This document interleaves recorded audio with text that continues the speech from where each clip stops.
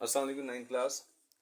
जैसा कि आप लोग जानते हैं कि अब तक हम लोगों ने चैप्टर नंबर 2 जो है वो कंप्लीट कर चुके हुए हैं। एक्सरसाइज नंबर 2.1 से लेकर एक्सरसाइज नंबर 2.4 तक वो अपने चैनल पे मैं अपलोड कर चुका हूँ। उसकी सिर्फ एक रिव्यू एक्सरसाइज रह गई है, वो इंशाल्लाह मैं किसी नेक्स्ट लेक्चर में उसको भी अपलोड कर दूंगा।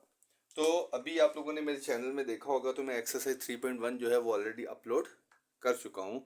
तो आज की वीडियो के अंदर हम लोग बनाएंगे एक्सरसाइज नंबर आज की वीडियो में एक्सरसाइज नंबर 3.2 करेंगे। लेकिन 3.2 करने से पहले इस वीडियो में हम उस 3.2 में जो जो चीज़ें आती हैं उसके बारे में जो इंट्रोडक्शन है वो इस वीडियो में दूंगा, और नेक्स्ट वीडियो के अंदर हम लोग क्या करेंगे, एक्सरसाइज नंबर 3.2 जो है वो स्टार्ट करेंगे। तो सबसे पहले कुछ चीज़ें हैं एक्सरसाइज नंबर 3.2 स्टार्ट करने से पहले जो आप लोगों से डिस्कस करना चाह रहा हूँ। नंबर 1 है यूनियन ऑफ सेट्स। क्या है यूनियन ऑफ टू सेट्स? क्या है union of two sets? Union of two set से क्या मुराद है कि अगर लेट्स सपोज हमारे पास दो सेट है, मैं फर्स्ट कर रहा हूँ, मेरे पास दो सेट है। एक है सेट ए, एक मेरे पास क्या है सेट ए। फर्स्ट कर लिया सेट ए के मेरे पास एलिमेंट है 1 3 5 7 और 9। एक सेट है मेरे पास सेट बी, फर्स्ट कर लिया, इसके एलिमेंट है 2 4 6 8 और 10। कहता है फर्स्ट क्या हमारे पास दो सेट हैं, एक सेट ए है और एक सेट बी है। अगर हम लोगों ने सेट ए और सेट बी का क्या निकालना हो, यूनियन निकालना हो, तो उसको रिप्रेजेंट करते हैं ए यूनियन बी। क्या कहते हैं उसको? A union B. तो याद रखें जब हम लोगों ने दो सेट्स का यूनियन निकालना होता है तो यूनियन की ये खासियत होती है कि उस सेट के अंदर यानी कि ए यूनियन बी का जो सेट बनेगा उस सेट के अंदर सेट ए के और सेट बी दोनों के एलिमेंट आ जाएंगे। ठीक है, यानी कि यूनियन के अंदर सेट ए के भी एलिमेंट होंगे और सेट बी के भी एलिमेंट होंगे। इसका मतलब ये हुआ कि ए यूनियन बी में हम लोग सेट ए के भी एलिमेंट लिख देंगे 1, जैसे सेट ए का एलिमेंट 1, 1 के बाद सेट बी का 2, फिर सेट ए का 3, फिर सेट बी का 4, फिर सेट उसका 5 6 7 8 और 9 और 10। तो देखा आप लोगों ने कि यूनियन ऑफ टू सेट से क्या मुराद है कि अगर आप लोगों के पास दो सेट हैं, सेट ए और सेट बी, तो ए यूनियन बी एक ऐसा सेट होगा जिस सेट के अंदर ए और बी दोनों के एलिमेंट मौजूद होंगे या दोनों के एलिमेंट हम लोग लिख देंगे। अब जिस सेट के अंदर दोनों सेटों के एलिमेंट मौजूद होंगे उस सेट को हम लोग क्या बोलेंगे? दोनों सेटों का यूनियन बोलेंगे। तो ए यूनियन बी में हम लोग क्या करेंगे? ए के एलिमेंट भी लिख देंगे और बी के एलिमेंट भी लिख देंगे। Is it clear? ये था हमारे पास ए यूनियन बी। ठीक है, I think so A union B की आपको समझ लग चुकी होगी। अब हम बात करते हैं इंटरसेक्शन की। अब किसकी बात करते हैं?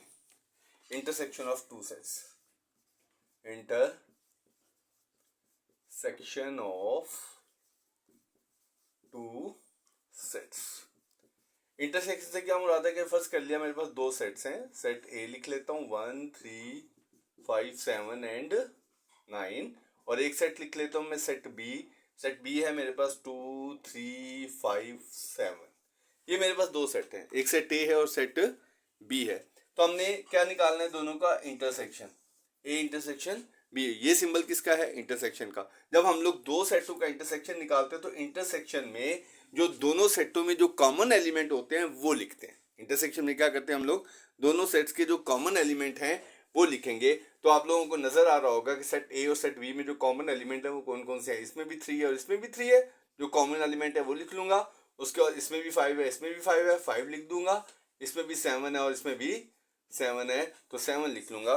तो बात याद रखिएगा कि यूनियन के अंदर हम ए और बी दोनों के लिख लेते हैं, लेकिन इंटरसेक्शन में हम लोग दोनों में से वो एलिमेंट लिखते हैं जो कॉमन होते हैं, यानी कि उसमें भी होते हैं और सेट ए में भी होंगे और सेट बी में भी होंगे। Is it clear? ये था हमारे पास क्या? Intersection of two sets. अब बात करता हूं डिसजॉइंट सेट्स। किसकी बात करेंगे हम लोग? Disjoint sets. Disjoint sets. Disjoint sets नाम से ही जाहिर है कि ऐसे सेट जो किसी भी लिहाज से एक दूसरे के साथ जॉइंट ना कर रहे हो। जॉइंट ना करने से मुराद क्या है कि फर्स्ट कर लिया दो सेट्स हैं आपके पास, एक सेट ए है 1 3 5 1 3 5 7 और 9। दूसरा सेट है हमारे पास 2 4 6 8 और 10। दो सेट लिए मैंने, एक लिया सेट ए और एक लिया मैंने सेट बी। तो हमें दिखाई दे रहा है कि सेट ए और सेट बी को देखें तो सेट का कोई ए का कोई भी एलिमेंट सेट बी के अंदर नहीं है और सेट बी का कोई भी एलिमेंट सेट ए के अंदर नहीं है। तो जब दोनों सेट का कोई भी एलिमेंट कॉमन ना हो, जब दोनों सेट्स का कोई भी एलिमेंट कॉमन ना हो तो उसे हम लोग क्या नाम देते हैं, डिसजॉइंट ऑफ अ सेट का नाम देते हैं। तो इस वक्त मेरे पास सेट ए और सेट बी दोनों एक दूसरे के क्या हैं, डिसजॉइंट हैं। डिसजॉइंट से मुराद क्या हुआ कि सेट ए और बी में कोई भी एक सिंगल एलिमेंट भी कॉमन मौजूद नहीं है। जब कोई एलिमेंट कॉमन ना हो तो फिर हम लोग दोनों सेट्स को क्या कहते हैं, डिसजॉइंट्स कहते हैं। Is it clear? उसके बाद डिसजॉइंट के बाद बात करूंगा मैं ओवरलैपिंग की। किसकी बात करेंगे? Overlapping sets. ओवरलैपिंग सेट्स क्या होते हैं? फर्स्ट कर लिया मेरे पास दो सेट हैं। एक सेट है मेरे पास ए 1 3 5 7 और 9 और एक सेट है मेरे पास बी 2 3 5 और 7।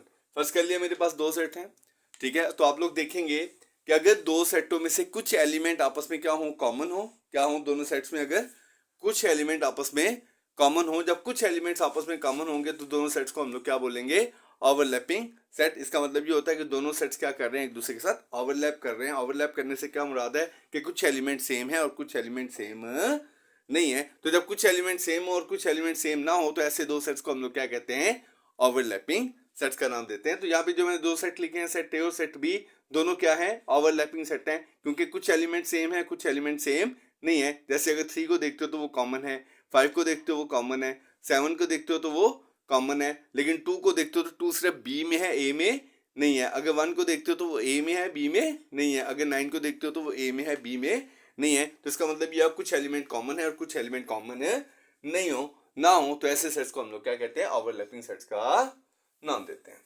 ओवरलैपिंग सेट्स के बाद हम लोग बात करते हैं डिफरेंस ऑफ टू सेट्स। क्या है difference of two sets? Different of two set से क्या मुराद है कि अगर मेरे पास दो सेट हैं, एक मैं लिख लेता हूं 0 1 2 3 और एक मैं लिख लेता हूं 1 2 और 3। डिफरेंस से क्या मुराद है, ए माइनस बी, यानी से मुराद क्या हुआ कि ए में से बी को माइनस कर दें। ए माइनस बी से क्या मुराद है कि ए में से बी को निकाल दें। यानी कि फर्स्ट कर लिया 0 1 2 3 माइनस के बाद बी आ गया मेरे पास 1 2 और 3। तो माइनस करने से क्या मुराद है कि इसके वो एलिमेंट मैं नहीं लिखूंगा जो इसके अंदर मौजूद होंगे। यानी कि फर्स्ट कर लिया 1 2 3 1 2 3, यानी कि इसके अंदर से 1 भी निकल गया क्योंकि इस सेट में से हमने ये वाले एलिमेंट निकाल देने हैं। जब इस ये वाले एलिमेंट निकाल देंगे तो इसका मतलब ये हुआ 1 2 3 निकल गए, तो बाकी हमारे पास क्या रह गया, 0 रह गया। डिफरेंस का मतलब क्या होता है कि लेफ्ट साइड का जो सेट होता है उसमें से वो सारे एलिमेंट हम लोग निकाल देंगे जो अगले सेट के अंदर मौजूद होंगे। जैसे अगले सेट में इसमें भी 0 1 2 3 था, अगले सेट में 1 2 3 था, तो इस सेट में से हमने क्या किया 1 2 3 को माइनस कर दिया, तो बाकी हमारे पास क्या बच जाएगा, 0 बच जाएगा। इसे हम लोग क्या कहते हैं, डिफरेंस ऑफ टू सेट्स। उसके बाद बात करता हूं कंप्लीमेंट की। तो बेटा कंप्लीमेंट को थोड़ा सा ध्यान से समझिएगा। कंप्लीमेंट का सबसे पहले एक्सप्लेन करूंगा कि कंप्लीमेंट का मतलब क्या होता है, ठीक है, ताकि कंप्लीमेंट निकालना आपके लिए आसान हो। Complement of